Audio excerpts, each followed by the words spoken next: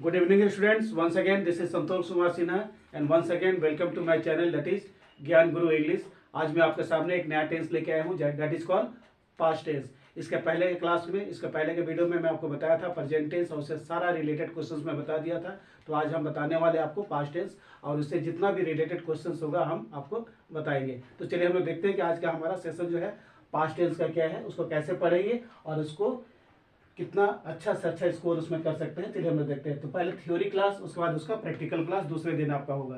तो let's see what are the things and how to study them properly in order to score good marks. So today is past tense. So what is past tense? जैसे जानते हैं कि हर चीज़ को define करना बहुत जरूरी होता है। प्रेजेंट टेंस क्या होता है? जो काम चलता है। पास्ट टेंस क्या था? जो काम हो चुका था, यानी कि जो हो गया था, जो काम बीत गया था, जो काम हो गया था, जो घटना घट गया था, उसे हम लोग पास्ट टेंस कहते हैं। In English an action that was finished, वह काम जो समाप्त हो गया था। अब पास्ट टेंस का मतलब है हम लोग हमेशा वर्ब का V2 का प्रयोग करते हैं। और प्रेजेंट टेंस का मतलब होता है हम लोग या तो V1 या V5 का प्रयोग करते हैं। So once again let us see an action that was finished, वह काम जो समाप्त हो गया था is known as past tense. For example some examples are given here. Let's see I gave him a pen to write, मैंने उसे एक कलम दिया था लिखने के लिए। India won the match, Bharat match जीत गया था। M S Dhoni played cricket, M S Dhoni cricket खेला था। The PM of India announce the scheme for the poors, Bharat के प्राइम मिनिस्टर गरीबों के लिए एक स्कीम डिक्लेयर किए थे, यानी कि अनाउंस किए थे। सेकेंड लास्ट बोलता है the election commissioner of India declared the dates for the elections. तो ये आपका 5 सेंटेंस हो गया पास्ट टेंस से। इसमें हम लोग हर चीज में मतलब वर्ब का V2 शो किए हैं। I gave him a pen to write, यहाँ गेव हो गया वर्ब का V2, मैंने उसे एक पेन दिया था लिखने के लिए। Second example India own the match. चलिए देखते हैं कि हम लोग मतलब पास्ट टेंस का जो चारों काइंड्स है उसके बारे में हम लोग आज बात करते हैं। Means kinds of past tenses. इसके पहले हम लोग देखे थे काइंड्स ऑफ प्रेजेंट टेंस, वो भी 4 हो रहा था। और काइंड्स ऑफ पास्ट टेंस यानी कि टेंस 3 होते हैं, प्रेजेंट टेंस, पास्ट टेंस और फ्यूचर टेंस। लेकिन अगर सबको डिवाइड करेंगे तो हम 4 तरह के सबको डिवाइड करते हैं, यानी कि 4 types of present tense, 4 types of past tense and 4 types of future tense. सब मिला के टेंस इंग्लिश में उसका ब्रांचेज 12 होता है, लेकिन असल में टेंस 3 होते हैं, present, past and future. So let's see the kinds of past tenses. There are 4 types of past tenses. First one में है सिंपल पास्ट और पास्ट इंडेफिनिट, या तो आप बोल सकते हैं सिंपल पास्ट और पास्ट इंडेफिनिट। इसको कैसे डिफाइन करेंगे हम लोग? An action that took place, यानी कि वर्ब का V2 हम लोग इसमें यूज करते हैं। वह काम जो हो गया था, जो घटना घट गया था, that is called past tense. Simply क्या बोलेंगे हम लोग? An action that took place, वह काम जो हो गया था। इसका स्ट्रक्चर क्या होगा? Subject plus V2 plus object, यानी कि पास्ट टेंस का स्ट्रक्चर और पास्ट इंडेफिनिट का स्ट्रक्चर सेम है। वहां भी था subject plus V2 plus object, और पास्ट इंडेफिनिट में और पास्ट सिंपल पास्ट में भी सेम स्ट्रक्चर है, subject plus V2 plus object. तो किसको बोलते हैं? N action that took place, वह काम जो हो गया था उससे हम लोग पास्ट टेंस कहते हैं। अब यहाँ कुछ एग्जांपल दिया हुआ है पास्ट टेंस से रिलेटेड, देखते हैं क्या बोलता है। He did the work willingly, वह काम को विलिंगली किया था। यहाँ वर्ब का V2 क्या हो गया? डिड। जैसे क्या होता है? Do did done, do did done. Do हो गया V1, डिड हो गया V2, डन हो गया V3, डूइंग हो गया V4, ING मीन्स V4 और डज मीन्स V5। तो वर्ब का 5 रूप होता है, जैसा कि आपको मालूम है वर्ब का किसी भी वर्ब का 5 एक्शन होता है, 5 रूप होता है, V1, V2, V3, V4, V5। और इस पर कमांड होने से कोई भी स्टूडेंट को कभी भी इंग्लिश में दिक्कत नहीं होता है। तो do did done doing does, तो यहाँ पर हम लोग V2 में आ गए। He did the work willingly, वह काम को विलिंगली किया था, यानी कि इच्छा के अनुसार काम को किया था। नेक्स्ट बोलता है शी क्लीन्ड द फ्लोर, वह फ्लोर को साफ की थी, यहाँ क्लीन्ड हो गया V2। थर्ड में बोलता है the examiner examine the copies, examine हो गया वर्ब का V2। फोर्थ में बोलता है the carpenter displayed all the furniture, carpenter सारा फर्नीचर को डिस्प्लेड किया था शोरूम में, मतलब सजा कर रखा था। और फिफ्थ में बोलता है you broke the glass of the window, आपने ग्लास का जो विंडो था उसको ब्रोक कर दिया, मतलब तोड़ दिया। ब्रेक, ब्रोक, ब्रोकन, तो हम लोग V2 में आ गए। ब्रोक मतलब वर्ब का V2 हो गया। तो ये 5 एग्जाम्पल आपको शो करता है कि जो काम हो गया था उससे हम लोग पास्ट इंडेफिनिट या सिंपल पास्ट कहते हैं, subject plus V2 plus object. और ये सब आपका कुछ एग्जाम्पल्स था। चलिए हम देखते हैं कि हमारा अगला टेंस पास्ट टेंस से क्या क्या है। चलिए देखते हैं कि आज का हमारा दूसरा टेंस क्या है पास्ट टेंस से। इसके पहले वाला में था पास्ट इंडेफिनिट और सिंपल पास्ट, और अभी मैं बताने जा रहा हूँ पास्ट कंटिन्यूअस और पास्ट प्रोग्रेसिव और past imperfect. It has 3 names. What are the names? Either we can say past continuous or simply past progressive, means it is progressing, or simply we can say past imperfect, means it is also not perfected, it is imperfect. That's why it is known as past imperfect. Now let's define past imperfect और past progressive और past continuous, यानी कि कैसे इसको define किया जाता है। Past continuous का मतलब होता है कि जो काम चल रहा था, जो काम हो रहा था, उसे हम लोग पास्ट कंटिन्यूअस बोलते हैं। In English an action that was taking place means an action और the work that was happening, जो काम हो रहा था उसे हम लोग पास्ट कंटिन्यूअस कहते हैं। फॉर एग्जाम्पल्स, इसका स्ट्रक्चर सबसे पहले देखते हैं। सब्जेक्ट आइदर वाज और were anyone according to subject plus before followed by object. Once again let us see the structure of past continuous. First of all comes the subject, then was or were anyone according to subject. If the subject is singular, there must be was. If the subject is plural, there must be were. Then before means ing and then followed by object. So this is the structure of past continuous. Now let's see some examples of past continuous. First example है I was implementing all the programs. मैं सारा programs को implement कर रहा था, मतलब उसको लागू कर रहा था। Second is you were achieving the target successfully. आप सभी टारगेट को सक्सेसफुली अचीव कर रहे थे, प्राप्त कर रहे थे।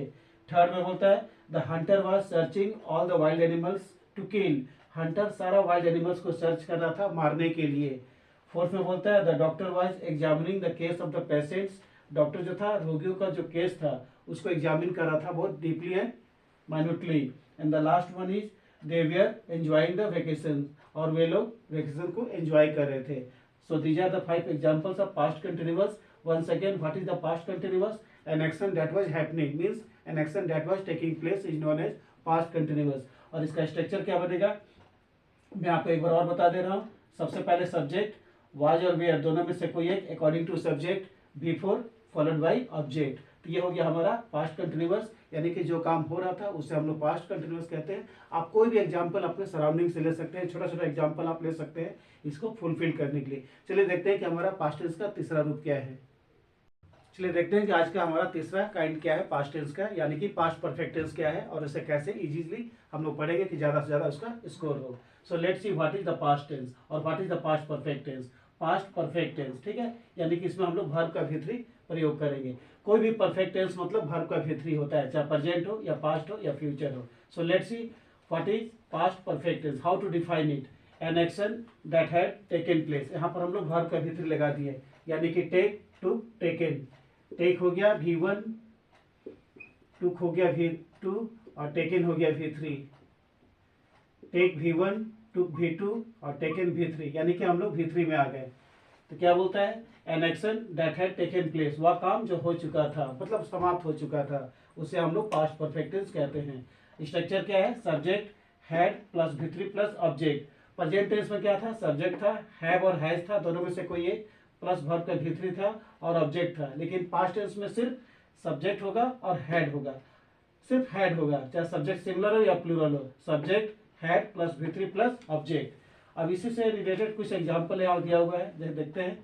You had visited all the historical monuments, अपने सारा हिस्टोरिकल मॉन्यूमेंट्स घूम चुके थे, मतलब आपने घूम चुका था। तो यहाँ पर विजिटेड हो गया वर्ब का V3। You had visited, visit, visited, visited, यहाँ पर V3 हो गया visited.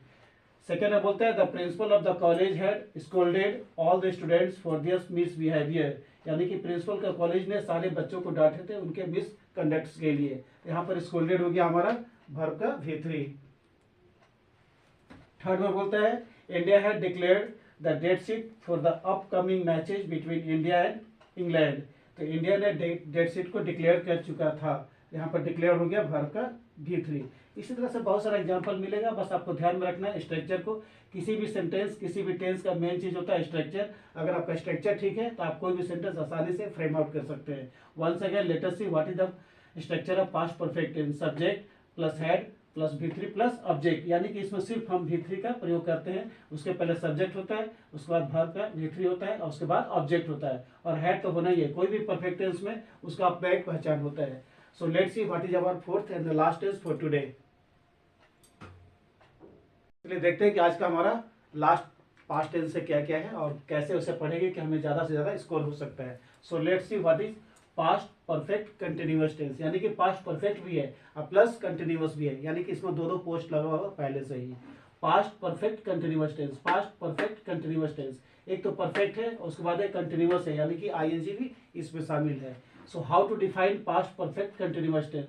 N action that had been taking place with the passage of time. With the passage of time means समय के साथ साथ जो काम हो रहा था उसे हम लोग पास्ट परफेक्ट कंटिन्यूअस टेंस कहते हैं, यानी कि इसमें आपका टाइम दिया रहता है। स्ट्रक्चर क्या बोल रहा है? Subject plus had been plus before plus object plus time, और टाइम को अगर हम गहराई से दिखलाएंगे तो सिंस और फॉर का प्रयोग होता है। जैसा कि मैं आपको पहले बता चुका था कि अगर पर्टिकुलर टाइम दिया हुआ है तो उस केस में सिंस लगता है, और टाइम का ड्यूरेशन दिया हुआ है उस केस में हम लोग फॉर का प्रयोग करते हैं। कुछ एग्जाम्पल्स इसी से रिलेटेड है। First example, they had been working on this project for a long time. वे लोग इस प्रोजेक्ट पे बहुत दिनों से काम कर रहे थे। यहाँ पर फॉर का प्रयोग किया गया है क्योंकि ये इंडिफिनिट है। कितने दिन से काम कर रहे थे पता नहीं चल रहा है, 10 साल से, 20 साल से या 100 साल से, पता नहीं चल रहा था। They had been working on this project for a long time. वे लोग इस प्रोजेक्ट पे बहुत सालों से या बहुत दिनों से काम कर रहे थे। That's why there is for, क्योंकि इंडिफिनिट है। सेकेंड एग्जाम्पल बोलता है, she had been singing a song since last Monday. वह लास्ट मंडे से एक गाना गा रही थी। She had been singing a song since last Monday. यहाँ पर सिंस लग गया क्योंकि यहाँ पर पर्टिकुलर टाइम दिया हुआ है। अगर पर्टिकुलर टाइम दिया रहेगा, पर्टिकुलर टाइम का मतलब होता है कोई भी ईयर का नाम रहेगा, कोई भी आपका डेज का नाम रहेगा, संडे, मंडे, ट्यूसडे, जो भी हो, कोई भी पर्टिकुलर टाइम रहेगा, ठीक है। और इस केस में हम लोग सिंस का प्रयोग देते हैं। और अगर रहेगा बहुत दिनों से, लंबे समय से, बहुत साल से, तो उस केस में क्या लगता है? फॉर, यानी कि फॉर जब इंडिफिनिट है तब, और सिंस जो डेफिनिट है तो। डेफिनिट मीन्स आपका सेंटेंस में मंथ का नाम रहेगा, जनवरी, फरवरी, मार्च, अप्रैल। कोई डेज का नाम रहेगा, संडे, मंडे, ट्यूसडे। कोई पर्टिकुलर डे आपका ईयर रहेगा, कोई भी ईयर रहेगा उसमें, और कोई टाइमिंग दिया रहेगा 10 बजे से, कल रात से। उस केस में हम लोग सिंस का प्रयोग करते हैं। Means if the point of time is given, means if the exact time is given, in that case we use since, and if the duration of time is given we use for. Since means definite and for means not definite, it is called indefinite. Once again let us see, they had been working on this project for a long time. वे लोग इस project पे बहुत सालों से, यानी कि बहुत दिनों से काम कर रहे थे, यानी कि पता ही नहीं चल पा रहा है 2 साल, 10 साल, 20 साल, 25 साल, इसलिए यहाँ पर फोर लगा हुआ है। सेकेंड बोलता है, she had been singing a song since last Monday. Last Monday से वो एक गाना गा रही थी, यहाँ पर्टिकुलर टाइम दिया हुआ मंडे, आज ट्यूसडे हो गया, यानी कि कल से वो गाना गा रही थी।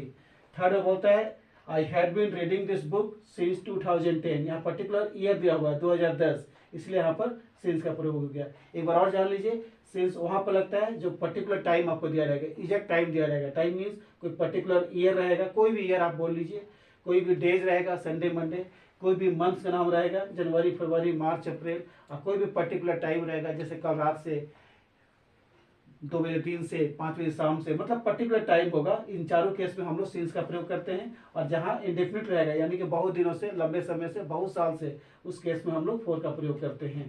तो ये था हमारा आज का प्रेजेंट परफेक्ट कंटिन्यूअस टेंस।